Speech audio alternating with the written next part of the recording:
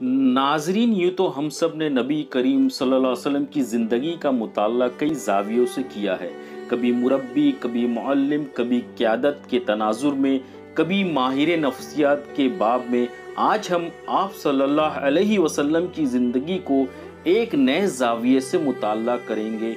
नबी करीम सल्लल्लाहु अलैहि वसल्लम माहिर माशियात, इकनॉमिस्ट।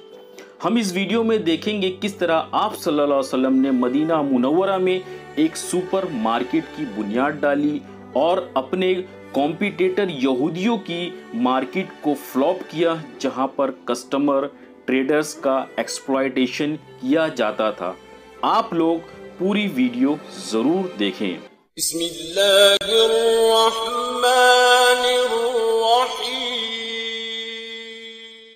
नबी करीम सल्लल्लाहु अलैहि वसल्लम जब मदीना तशरीफ़ लाए तो उन्होंने देखा कि पूरे बाज़ार पर यहूदियों और मुशरिकीन का कंट्रोल है।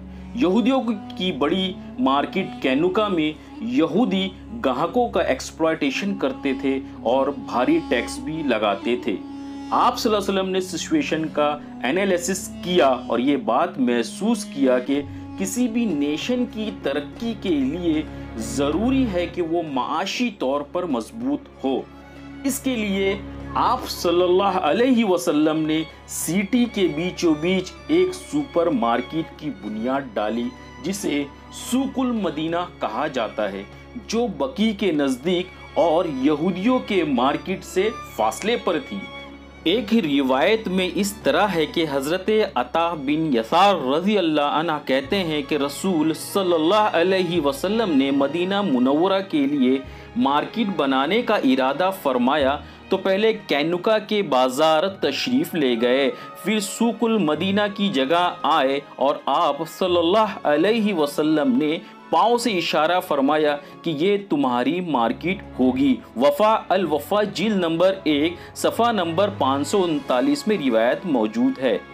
ट्रेडर और कस्टमर को नवी मार्केट की तरफ लाने के लिए आप सल्लल्लाहु अलैहि वसल्लम ने दो तरह की स्ट्रेटजीज बनाई। Number 1 FTZ free trade zone, जो आज की इस्तिलाह में फॉरेन ट्रेड जोन भी कहा जाता है। FTZ की इस कॉन्सेप्ट को दुनिया को आशना कराने वाले हमारे ही नबी करीम सल्लल्लाहु अलैहि वसल्लम थे।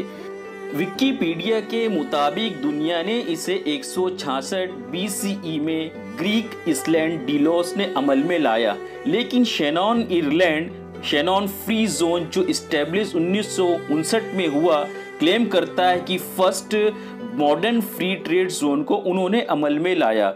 नंबर 2 की ये स्ट्रेटजीज थी कि मार्केट से आप सल्लल्लाहु अलैहि वसल्लम ने मोनोपोली ठेकेदारी को ख़त्म करने के लिए किसी भी ट्रेडर को आने और अपना खेमा लगाने की इजाज़त थी, और कोई भी ट्रेडर किसी भी जगह को फिक्स नहीं कर सकता था, बल्कि जो ट्रेडर्स जल्दी आएगा वो अपनी जगह हासिल करेगा।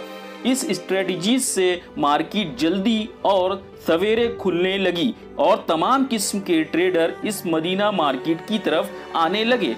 जब मदीना मार्केट फ्री मोनोपोली और फ्री ट्रेड जोन होने की वजह से प्राइस में कमी और बिजनेस करने में आसानी की वजह से यहूदियों का मार्केट पूरी तरह फ्लॉप पड़ने लगा।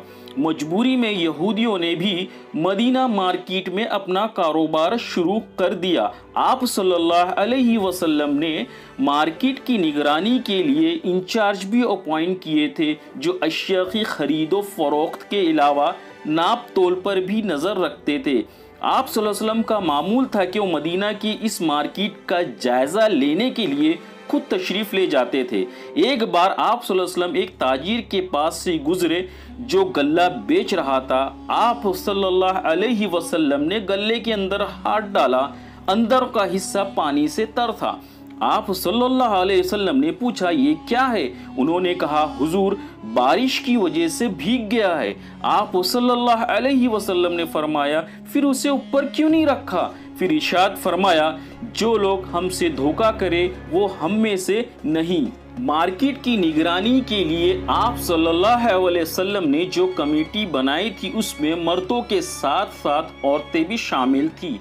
मर्दों में हज़रत सईद बिन अल आस उमैया हज़रत अब्दुल्ला बिन सईद बिन असीमा, उमर बिन खत्ताब और औरतों में सुमरा बिन मुहारिबा और शिफा बिन अब्दुल्ला का नाम शामिल है। मदीना मार्केट में आप सल्लल्लाहु अलैहि वसल्लम ने मुख्तलिफ अशिया के फ़रोग के लिए अलग अलग डिपार्टमेंट भी कायम किए।